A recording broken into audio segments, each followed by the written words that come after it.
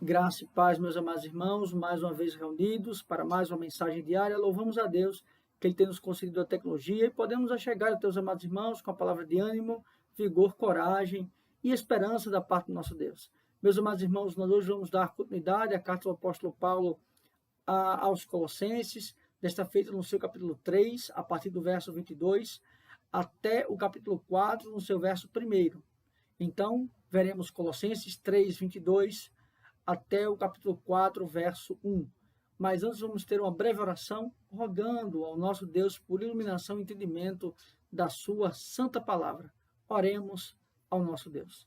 Pai querido, Deus de amor, de graça, bondade e misericórdia, obrigado ao Senhor, porque o Senhor nos concede o privilégio de ouvir a tua voz, nos instrui, nos capacita, nos esperança, nos dá motivação, nos dá, Senhor, a convicção da tua vontade.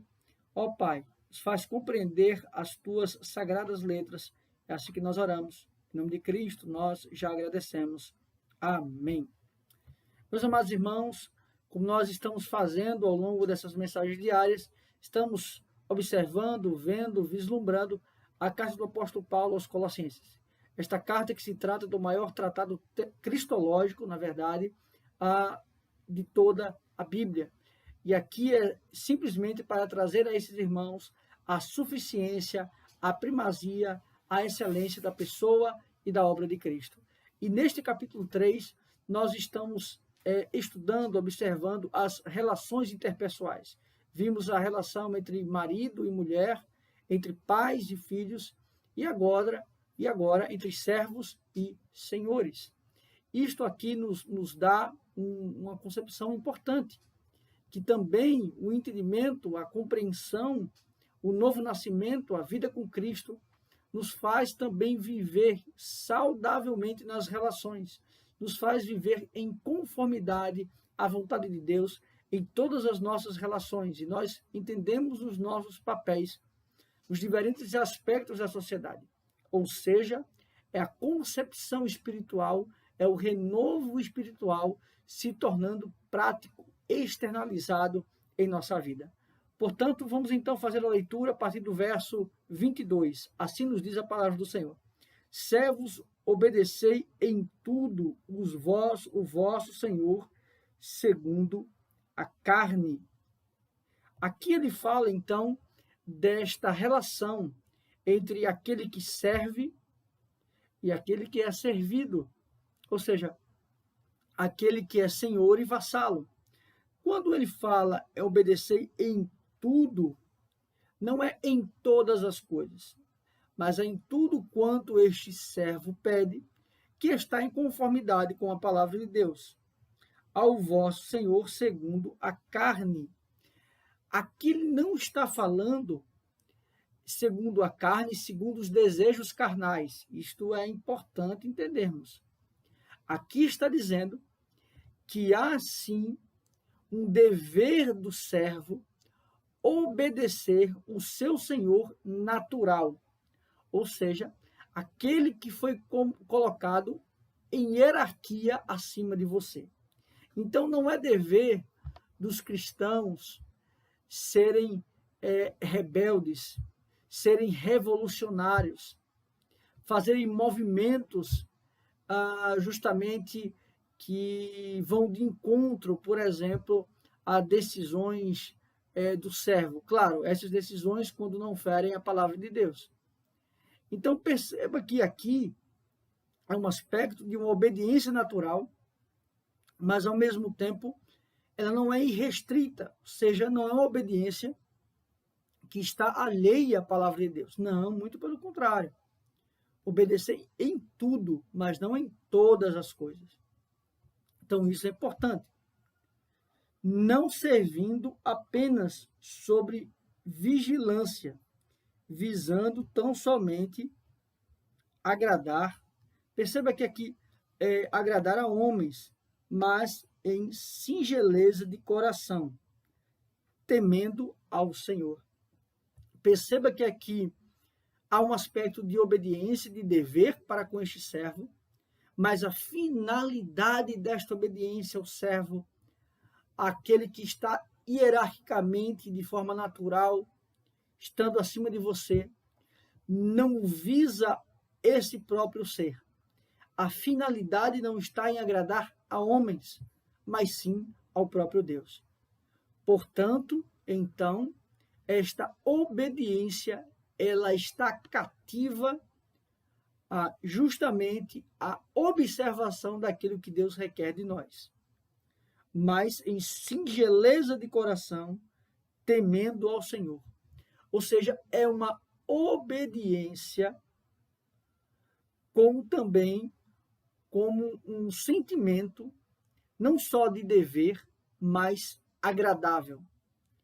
Então, a obediência é que todo o meu ser, as minhas entranhas, ela exerce esta obediência, este serviço, esta submissão, também com agrado no coração, com alegria no coração, com singeleza de coração, temendo ao Senhor. Ou seja, esse temor ao Senhor, este adorar ao Senhor, este reverenciar ao Senhor, tudo quanto eu faço. Verso de número 23. Tudo quanto fizerdes, fazei-o de todo o coração, como para o Senhor. Nós precisamos entender que a obediência, que a submissão, que o serviço, ele não é algo que está para o cristão como algo mecânico. Eu não faço simplesmente por fazer ou por obedecer. Não é algo que está alheio ao meu sentimento ou que está alheio, por exemplo, à minha alegria. Não, de todo o coração. Há um envolvimento, há um sentimento por aquilo que eu faço. E não para homens, cientes de que recebereis do Senhor a recompensa da herança. A Cristo, o Senhor, é que estais servindo. Perceba que, então, o que ele está dizendo aqui? Ora, não espere dos homens reconhecimento. Por quê? O nosso coração tende sempre a, quando fazemos algo para os outros, ou quando estamos no nosso trabalho e fazemos um serviço bem feito, nós temos a tendência pecaminosa de esperarmos reconhecimento ou que o nosso trabalho seja evidenciado. Perceba, muito daquilo que nós venhamos a fazer, muitas vezes não seremos reconhecidos ou seremos injustiçados, ou o nosso mérito será tomado para que outro receba os louros daquilo que fazemos. Então, o nosso coração não deve estar motivado em aparecer ou ser reconhecido pelos homens, mas sim reconhecido por Deus, ser recompensado pelo Senhor Jesus Cristo. Ou seja, todo o nosso ser deve estar voltado para esse sentimento de agradar ao Senhor. Pois aquele que faz injustiça receberá em troco a injustiça feita. E nisto não há acepção de pessoas. Não cabe a nós, então, apontar.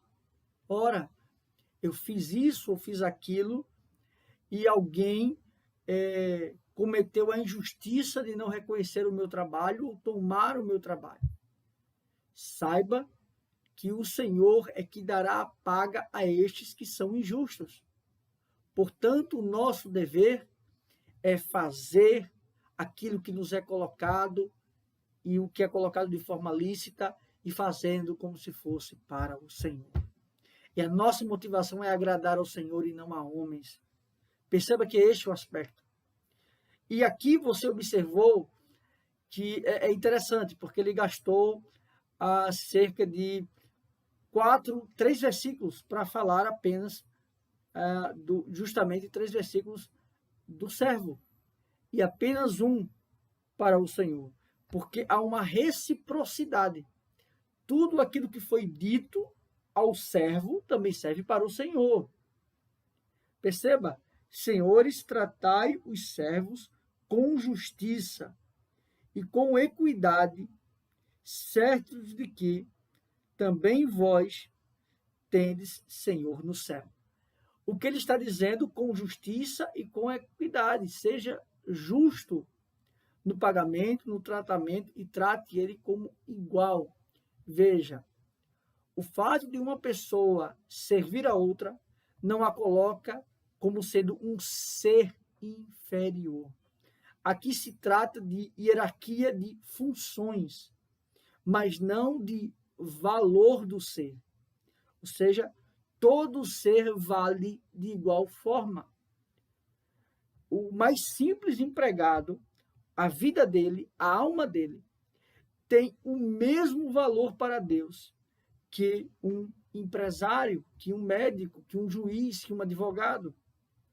Então, esta equidade não é colocando ele em pé de igualdade nas funções, não é isso.